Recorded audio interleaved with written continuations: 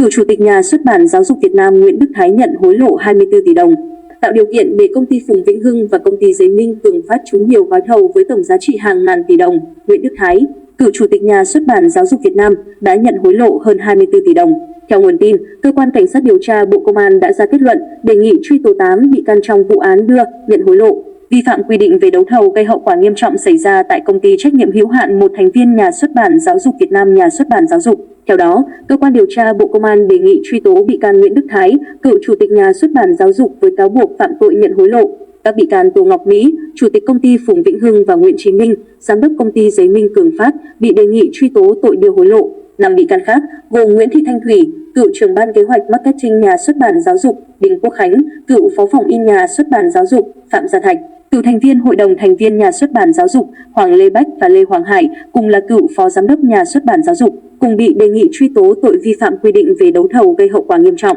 Theo kết luận điều tra, năm 2017, Nguyễn Đức Thái được bổ nhiệm là Chủ tịch Nhà xuất bản Giáo dục. Theo đề nghị của Tô Mỹ Ngọc từ công ty Phùng Vĩnh Hưng và Nguyễn Chí Minh, giám đốc công ty Minh Cường Phát, bị can Nguyễn Đức Thái đã chỉ đạo thực hiện việc đấu thầu giấy in sai quy định. Theo đó, các bị can này lựa chọn mua sắm giấy in theo phương thức chào hàng cạnh tranh rút gọn trái quy định của luật đấu thầu để hạn chế sự tham gia của các nhà thầu có năng lực, tiết lộ thông tin trước khi phát hành hồ sơ yêu cầu, thông đồng và hợp thức hóa thủ tục đấu thầu để tạo điều kiện cho công ty Phùng Vĩnh Hưng và công ty Minh Cường Phát được cung cấp giấy in cho Nhà xuất bản Giáo dục. Giám định cho kết quả, với 7 gói thầu giấy in, các bị can gây thiệt hại hơn 10 tỷ đồng. Ngoài ra, để được tham gia trúng thầu, nhóm bị can Tô Mỹ Ngọc và Nguyễn Chí Minh nhiều lần hối lộ Nguyễn Đức Thái. Kết luận điều tra cáo buộc, từ năm 2017, Tô Mỹ Ngọc đã đặt vấn đề,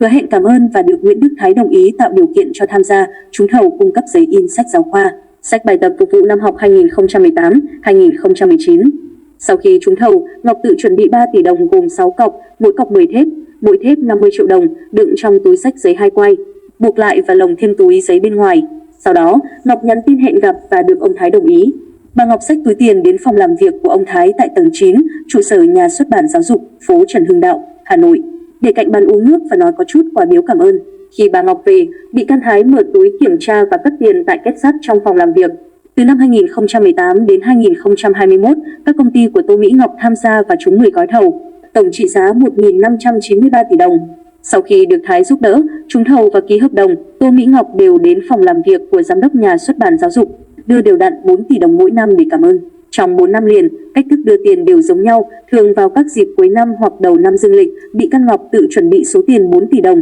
gồm 8 cọc, mỗi cọc 10 thép, mỗi thép 50 triệu được bọc kín, đựng trong túi đựng quà Tết. Sau đó, Ngọc xách theo, mang đến phòng làm việc của Nguyễn Đức Thái rồi để lại.